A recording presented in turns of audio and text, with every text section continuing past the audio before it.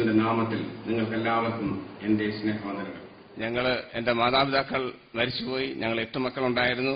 5 ആണുങ്ങളും 3 പെണ്ണുങ്ങളും. ഭവനത്തിലെ ഏറ്റവും മൂത്തത് ഞാനാണ്. എന്റെ ഏറ്റവും ഇളയ സഹോദരൻ 8ാമത്തവൻ ഇപ്പോൾ +2 പഠിപ്പിച്ചുകൊണ്ടിരിക്കുന്നു. എന്റെ സഹോദരി കന്യാസ്ത്രീ ഉണ്ടായിരുന്നു. ബാംഗ്ലൂരിൽ 1980 ഒരു അപകടത്തിൽപ്പെട്ട് മരിക്കുവാനായിട്ട്, കോൺവെന്റിൽ വെച്ച് മരിക്കുവാനായിട്ടിടയായി. ഞാൻ കത്തോലിക്ക പുരോഹിതനായിരുന്നു. കത്തോലിക്ക സഭയോർത്ത് ഞാൻ ദൈവത്തെ സ്തുതിക്കുന്നു. അവരെ ഓർത്ത്, അവർ ചെയ്തുകൊണ്ടിരിക്കുന്ന മഹാകാര്യങ്ങളെ ഓർത്ത് ഞാൻ ദൈവത്തെ സ്തുതിക്കുന്നു. എങ്കിലും ഞാൻ പറയട്ടെ, 96 ഫെബ്രുവരി 22 മുമ്പ് ഞാൻ മരിച്ചിരുന്നുവെങ്കിൽ, അല്ല കർത്താവ് വന്നിരുന്നുവെങ്കിൽ, ഞാൻ തീർച്ചയായിട്ടും നരകത്തിൽ പോകുമായിരുന്നു. എന്റെ കർത്താവിനെ അനുസരിച്ച് എന്റെ ആത്മാവും രക്ഷപ്പെടുക, ഞാൻ മുഖാന്തരം മറ്റനേകായിരങ്ങൾ രക്ഷപ്പെടണം ദൈവം ആഗ്രഹിക്കുന്നതുകൊണ്ട് 96 ഫെബ്രുവരി 28 ലോകപ്രകാരമുള്ള സ്ഥാനവും മാനവുമെല്ലാം ഒഴിച്ചുവെച്ചിട്ട് അവിടുന്ന് ഇറങ്ങി പുറപ്പെട്ടതാണ്. അവസാനമായി ഞാൻ കൊല്ലം രൂപതയിൽ വിവിധ ഇടവകളിൽ ഇരുന്നിട്ടുള്ളതാണ്. അവസാനമായിട്ട് കൊല്ലം നീണ്ടകര ഇടവകയിലായിരുന്നു. നമുക്കറിയാമല്ലോ, കടൽ തീരത്തെ മണൽത്തരി പോലെ ഉള്ള ഒരു കൂട്ടം ജനങ്ങൾ, 10,000, 8,000 അംഗമുള്ള ഇടവകയിൽ മരിപ്പിച്ചുകൊണ്ടിരുന്ന വ്യക്തിയായിരുന്നു. എന്നാൽ എനിക്ക് എന്റെ കർത്താവിനെ അനുസരിച്ച് എനിക്ക് നിത്യജീവൻ പ്രാപിക്കേണ്ടതുകൊണ്ട് ഞാൻ അവിടുന്ന് ഇറങ്ങി പുറപ്പെടുവാനിടയായി. ദൈവത്തിന്റെ വചനത്തിൽ പറയുന്നത് പ്രകാരം, ഒരുവൻ ക്രിസ്തുവിലായാൽ അവൻ പുതിയ സൃഷ്ടിയാവുന്നുവെന്ന്. ഞാൻ വൈദികനായിരുന്നപ്പോൾ തന്നെ ദൈവത്തിന്റെ മുമ്പിൽ ഞാൻ പറയട്ടെ, ലോകപ്രകാരം എന്തെല്ലാം തലത്തിലൂടെ ആളുകൾ കടന്നു പോകുന്നുവോ ആ തലത്തിലൂടെ എല്ലാം കടന്നു പോകാനുള്ള എല്ലാ സാധ്യത ഉണ്ടായിരുന്ന ഒരു തലമായിരുന്നു. എന്നാൽ അതെല്ലാം തെറ്റാണെന്ന് ബോധ്യപ്പെട്ടപ്പോൾ അതിനോടെല്ലാത്തിനോടും നോ പറഞ്ഞുകൊണ്ട് 96 ഫെബ്രുവരി 28 കോഴഞ്ചേരി ആറ്റില് പാസ്റ്റേഴ്സ് PAV സാമിന്റെ കൈക്കീഴിൽ സ്നാനപ്പെടുവാനിടയായി. അന്നും നീണ്ടകര പള്ളിയിൽ 2 കുർബാനയും പാലത്തിനക്കരത്തുള്ള ശക്തികുളങ്ങര പള്ളിയിൽ 2 കുർബാനയും ചെയ്തിട്ടാണ് അവിടുന്ന് പോകുവാനിടയായത്. നമ്മൾ അവസാനം വരെ, കർത്താവ് നമ്മൾ അവസാനം വരെ നല്ല രീതിയിൽ അവസാനം വരെ നമ്മൾ തീർത്ത് പ്രവർത്തിക്കണം തീർച്ചയായിട്ടും.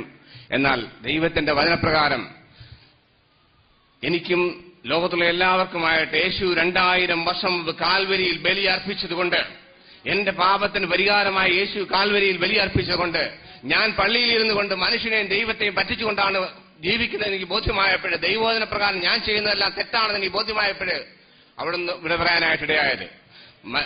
അവിടെ കുർബാനപ്പണം മേടിക്കുന്നു. എന്തിനു വേണ്ടിയിട്ടാണ്? യേശു നമുക്കെല്ലാവർക്കും വേണ്ടി കാൽവരിയിൽ ബലി അർപ്പിച്ചു. ഹെബ്രായ ലേഖനത്തിൽ പറയുന്ന പോലെ, യേശുക്രിസ്തുവിന്റെ ഏക ശരീരയാഗത്താൽ മനുഷ്യവംശത്തിന് മുഴുവൻ രക്ഷ കൈവന്നിരിക്കുന്നുവെന്നും മാത്രമല്ല പാപപരിഹാരത്തിനായി ഇനി ഒരു ബലിയും അവശേഷിച്ചില്ല എന്നും ദൈവത്തിന്റെ വചനത്തിൽ പറയുമ്പോഴേ, ഈ പാവപ്പെട്ട മനുഷ്യനെ വഞ്ചിച്ചുകൊണ്ട്, ദൈവത്തെ കളിപ്പിച്ചുകൊണ്ട് ഒരു കൂട്ടം ആളുകൾ ദൈവത്തിനും മനുഷ്യർക്കും പ്രയോജനമില്ലാതെ ജനലക്ഷങ്ങൾ തങ്ങളുടെ ജീവിതം അവസാനിപ്പിക്കുകയാണ്. എന്നെ സംബന്ധിച്ച് പറയട്ടെ, ഞാൻ 10,000ങ്ങളോട് പള്ളിയിലായിരുന്നപ്പോൾ 10,000ങ്ങളോട് പ്രസംഗിക്കാനിടയായിട്ടുണ്ട്. പക്ഷേ ഒരുത്തനോട് പോലും ഒരിക്കൽ പോലും ഞാൻ സുവിശേഷം അറിയിച്ചു എന്ന് എനിക്ക് ദൈവത്തിന്റെ മുമ്പിൽ നിന്നിട്ട് എനിക്കിപ്പോൾ പറയാൻ പറ്റുകയില്ല. എന്നാൽ ദൈവത്തിന്റെ കൃപയാൽ പറയട്ടെ, ഞാൻ 96 ഫെബ്രുവരി 28 അവിടെ ഇറങ്ങിയതിനു ശേഷം ദൈവകൃപയാൽ ഞങ്ങൾ ടീമായിട്ട് 10,000കണക്കിന് ആളുകൾ പല സ്ഥലങ്ങളിൽ പോയിട്ട് സുവിശേഷം അറിയിക്കുവാനായിട്ട് ദൈവം ഇടയാക്കിക്കൊണ്ടേയിരിക്കുന്നു. പ്രിയപ്പെട്ടവരെ, അച്ഛന്മാരായിക്കോട്ടെ, കന്യാസ്ത്രീമാരായിക്കോട്ടെ, നമ്മൾ രക്ഷയിലേക്ക് വരുന്നുവെന്ന് കർത്താവ് നമ്മെ വിളിച്ചു വേർതിരിക്കുന്ന വിശ്വാസികളായിരിക്കട്ടെ, നമ്മളെ വിളിച്ചു വേർതിരിക്കുന്ന ഉദ്ദേശമുണ്ട് നിങ്ങൾക്ക് എല്ലാവർക്കും അറിയാവുന്ന പോലെ.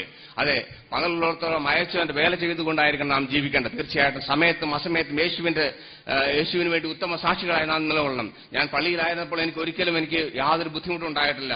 അതായത് എന്നെ പോലീസ് പിടിച്ചിട്ടില്ല, എന്നെ ആരും അടിക്കാൻ, സുവിശേഷത്തിൽ എന്നെ ആരും അടിക്കാൻ. പക്ഷേ ഞാൻ ഇതിന് ഇറങ്ങി കഴിഞ്ഞതിന് ശേഷം ഞാൻ കൊല്ലം റെയിൽവേ സ്റ്റേഷൻ ഞാൻ ട്രാക്ടർ കൊടുത്തുകൊണ്ടിരുന്നപ്പോൾ എന്നെ പോലീസുകാർ പിടിച്ചുകൊണ്ട് പോയി.